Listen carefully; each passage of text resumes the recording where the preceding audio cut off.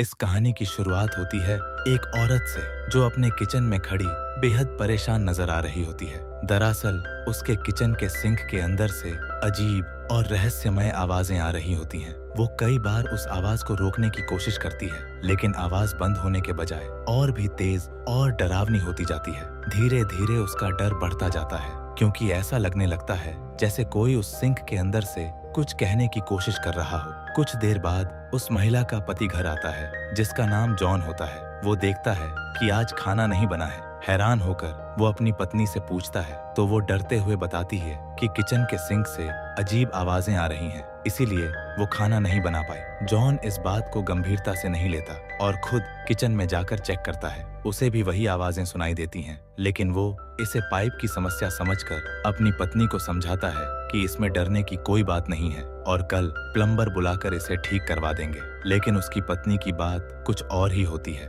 वो कहती है कि यह कोई नॉर्मल आवाज नहीं है। उसे ऐसा लग रहा है जैसे कोई उनसे बात कर रहा है। जब जॉन उससे पूछता है कि आखिर वो कहना क्या चाहती है, तो वो डरते हुए कहती है कि यह आवाज उन्हें मौत का संदेश दे रही है। जॉन उसकी बात को बेकार समझकर इग्नोर कर देता है और दोनों सोने चले जाते हैं। रात के दौरान जॉन की पत्नी बाथरूम में जाती है और थोड़ी देर बाद जॉन की नींद खुल जाती है। उसे दीवार के उस पार से अजीब आवाजें सुनाई देती हैं। पहले वो सोचता है कि शायद पड़ोसी के घर में कोई काम चल रहा होगा, लेकिन फिर उसे खुद ही अजीब लगता है कि भला सुबह 5 बजे कोई ऐसा क्यों करेगा। वो गुस्से में बाहर जाकर आवाज बंद करने के लिए चिल्लाता है, लेकिन आवाज फिर भी बंद नहीं होती। परेशान होकर वो वापस अपने कमरे में आ जाता है, लेकिन धीरे धीरे उसे एहसास होता है कि ये आवाज पड़ोसी के घर से नहीं, बल्कि उसके अपने बाथरूम की तरफ से आ रही है। डरते डरते वो बाथरूम की ओर बढ़ता है और जैसे ही अंदर जाकर देखता है, उसके पैरों तले जमीन खिसक जाती है।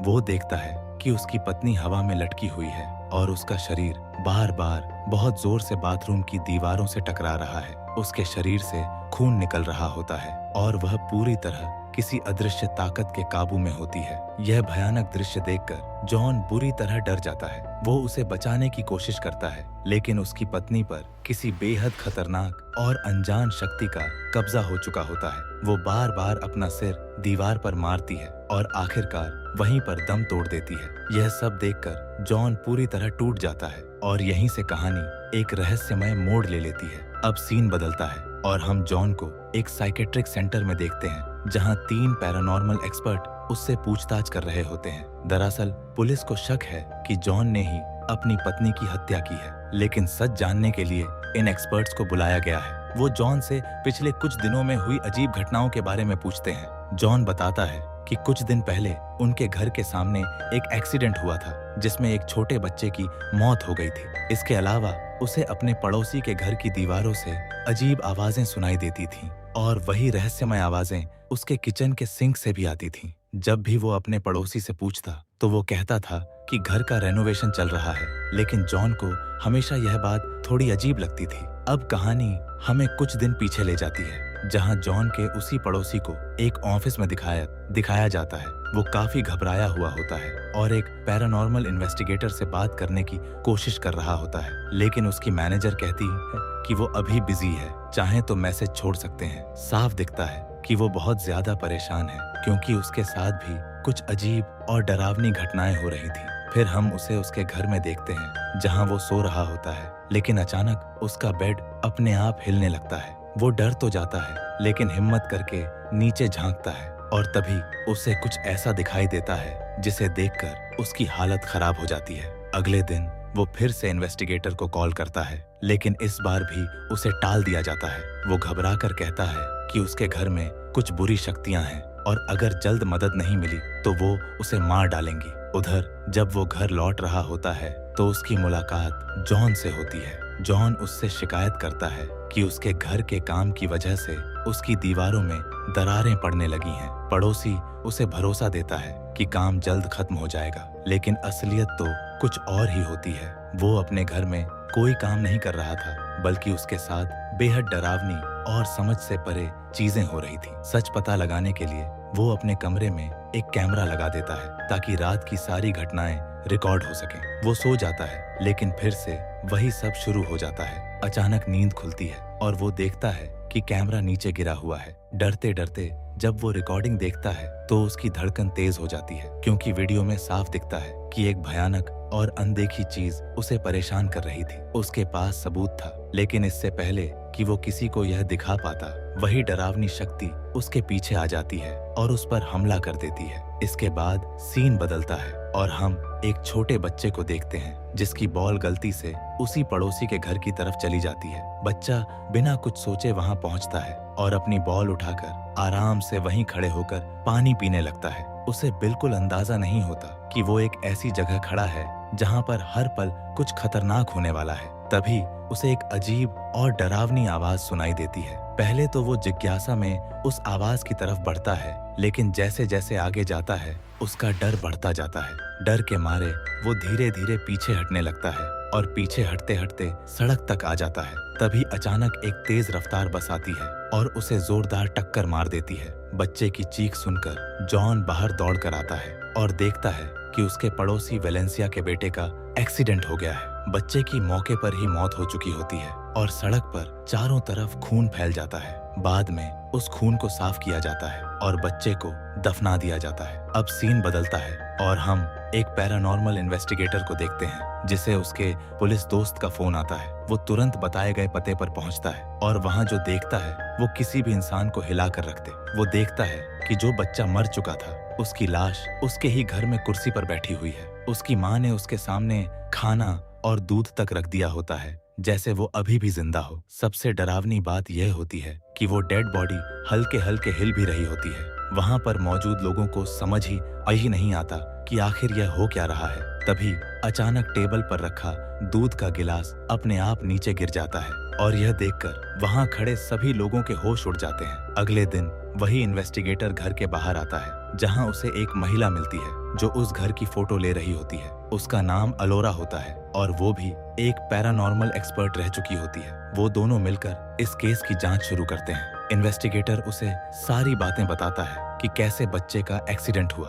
और कैसे उसकी लाश कब्र से वापस घर पर आ गई। अब वो दोनों मिलकर उस बच्चे की डेड बॉडी की जांच करते हैं और इसी दौरान अचानक एक और बच्चा वहां आ जाता है। वो खिड़की से अंदर झांकता है और कुर्सी पर बैठे अपने दोस्त की लाश को देखने लगता है, लेकिन जैसे ही वो खिड़की पर दस्तक देता है वो डेड बॉडी धीरे धीरे अपना सिर घुमाकर उसकी तरफ देखने लगती है। उसका चेहरा इतना डरावना होता है कि वो बच्चा जोर से चिल्लाता हुआ वहां से भाग जाता है। उसकी आवाज सुनकर दोनों इन्वेस्टिगेटर वहां पहुंचते हैं और उन्हें वहां एक बैग भी मिलता है जो उसी बच्चे का होता है। इसके बाद वो उस डेड बॉडी को कपड़े में लपेटकर फ्रीजर में रख देते हैं ताकि उसे सुरक्षित रखा जा सके। लेकिन तभी अचानक फ्रीजर जोर जोर से हिलने लगता है और उसके अंदर से अजीब अजीब आवाजें आने लगती हैं। यह देखकर वो फैसला करते हैं कि इस डेड बॉडी को फ्रीजर के साथ ही दफना दिया जाए ताकि खतरा खत्म हो सके। इसके बाद कहानी आगे बढ़ती है। सभी इन्वेस्टिगेटर मिलकर उस पूरे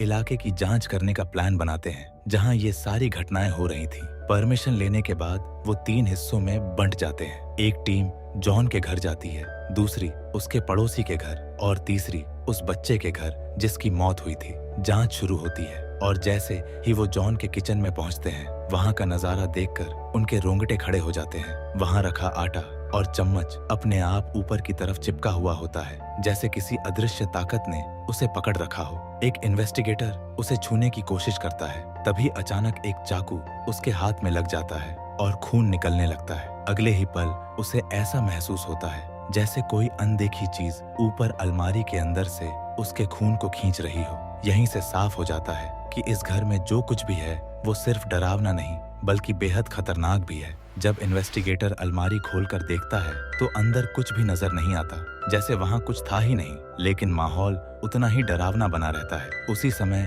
महिला इन्वेस्टिगेटर को भी एहसास होता है कि वहां कोई अदृश्य चीज मौजूद है। कोई है जो दिखाई नहीं दे रहा लेकिन हर जगह मौजूद है। वहीं जो इन्वेस्टिगेटर बच्चे के घर में गया था उसे शुरुआत में कुछ खास महसूस नहीं होता, लेकिन पुलिस ऑफिसर बिस्तर के नीचे कुछ अजीब नोटिस करता है। जब वो नीचे झांकता है तो कुछ दिखाई नहीं देता, लेकिन तभी दूसरी तरफ से एक बेहद डरावनी परछाई नजर आती है। वो तुरंत इन्वेस्टिगेटर को बताता है कि जहां रोशनी पड़ती है वहां यह चीज दिखाई नहीं देती, लेकिन अंधेरे में इसकी मौजूदगी साफ नजर आती है। इसी बीच इन्वेस्टिगेटर फोन पर अपने दोस्त से बात कर रहा होता है और वो उस डरावनी चीज को देख पा रहा होता है जो कभी दिखती है और कभी गायब हो जाती है। लेकिन अचानक वो चीज उसके बिल्कुल सामने आ जाती है और उसे देखकर वो बुरी तरह डर जाता है। उसकी चीख सुनकर उसका पुलिस वाला दोस्त समझ जाता है कि वो मुसीबत में है और तुरंत उसकी मदद के लिए वहां पहुंचता है। लेकिन काफी ढूंढने के बाद भी उसका दोस्त कहीं नहीं मिलता।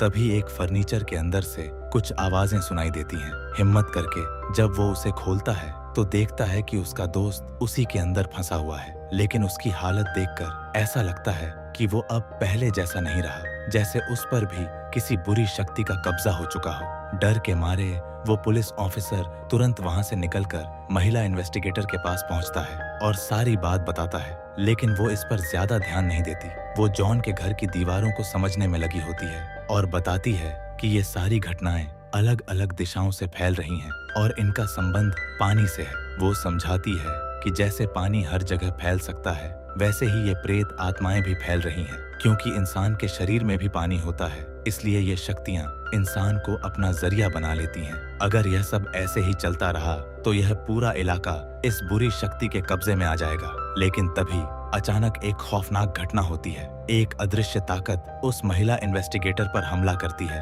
और उसकी गर्दन तोड़ देती है। यह देखकर पुलिस ऑफिसर को इतना जोर का झटका लगता है कि उसे हार्ट अटैक आ जाता है और वो जमीन पर गिर पड़ता है। कुछ देर बाद वो खुद को संभालता है और घसीटते हुए किचन तक पहुंचता है। तभी वहां उस बच्चे की माँ आ जाती है। वो उससे मदद मांगती है और कहती है कि उसे अस्पताल ले चलो। लेकिन जब पुलिस वाला कार की तरफ देखता है तो उसके होश उड़ जाते हैं, क्योंकि कार में उस महिला का मरा हुआ बेटा भी बैठा होता है। यह देखकर वो उनकी कार छोड़कर अपनी कार में बैठ जाता है और तभी अचानक उस मरी हुई महिला इन्वेस्टिगेटर की लाश उसके पास आ जाती है। वो उससे कहती है कि अभी भी वक्त है, अगर वो चाहे तो सबको बचा सकता है। लेकिन पुलिस ऑफिसर इतना ज्यादा डर चुका होता है कि वो कुछ भी सोच नहीं पाता और वहां से भागने का फैसला करता है। वो अपने वॉकी टॉकी से अपने साथी से संपर्क करता है और उसे तुरंत उस इलाके को छोड़ने के लिए कहता है ताकि वो भी इस खतरे से बच सके। लेकिन कुछ देर बाद वो खुद पेट्रोल लेकर दोबारा उसी जगह लौटता है और उस घर को जलाकर सब खत्म करने का फैसला करता है। वो पूरे घर पर पेट्रोल छिड़क देता है। अंदर जाकर देखता है तो पता चलता है कि उस बच्चे की माँ ने भी अपनी जान दे दी है। वो उस पर भी पेट्रोल डालता है और बाहर आकर आग लगाने की कोशिश करता है। लेकिन तभी अचानक वही इन्वेस्टिगेटर जो अब उस बुरी शक्ति के कब्जे में आ चुका था वहां आ जाता है और आग बुझा देता है। यह देखकर पुलिस ऑफिसर पूरी तरह घबरा जाता है और अपनी जान बचाने के लिए पीछे भागने लगता है। अब उसके सामने सिर्फ एक सवाल था कि भागकर जान बचाए या रुककर इस खौफनाक बुराई का सामना करे। आखिर में डर और खौफ से घिरा हुआ वो पुलिस ऑफिसर अपनी हिम्मत जुटाता है और अपनी बंदूक से गोली चलाकर उस घर में आग लगा देता है ताकि उस बुरी ताकत को हमेशा के लिए खत्म किया जा सके। लेकिन यह कहानी यहीं पर खत्म नहीं होती। सीन फिर से बदलता है और हम दोबारा जॉन को देखते हैं। इस बार उसके पास जांच के लिए 3 नए पैरानॉर्मल इन्वेस्टिगेटर आए होते हैं। ये नए इन्वेस्टिगेटर जॉन को पहले वाले तीनों एक्सपर्ट्स की तस्वीर दिखाते हैं जो उस जगह की जांच करने गए थे और अब रहस्यमय तरीके से तीनों गायब हो चुके हैं। जैसे ही जॉन उन तस्वीरों को देखता है वो अचानक कुछ अजीब कहता है। वो बताता है कि उन तीनों में से एक इन्वेस्टिगेटर अभी भी यहाँ मौजूद है और वो उनके पीछे खड़ा है। इतना ही नहीं, वो यह भी कहता है कि उसका चेहरा पूरी तरह जला हुआ है। यह सुनते ही वो तीनों इन्वेस्टिगेटर घबरा जाते हैं और तुरंत पीछे मुड़कर देखते हैं, लेकिन पीछे कोई नहीं होता। उन्हें लगता है कि शायद जॉन का दिमाग इन सब घटनाओं की वजह से खराब हो चुका है। लेकिन अगले ही पल अचानक एक अदृश्य ताकत उन तीनों के ऊपर हमला करती है और एक जोरदार झटका सीधे कैमरे पर लगता है। सब कुछ हिल जाता है और अंधेरे में डूब जाता है और यहीं पर यह खौफनाक कहानी खत्म हो जाती है। यह कहानी हमें यह सोचने पर मजबूर करती है कि कुछ ताकतें ऐसी होती हैं जिन्हें न देखा जा सकता है, न समझा जा सकता है और न ही रोका जा सकता है। और शायद यही बात इसे सबसे ज्यादा डरावना बनाती है। अगर आपको यह कहानी पसंद आई हो तो हमारे चैनल को सब्सक्राइब जरूर करें।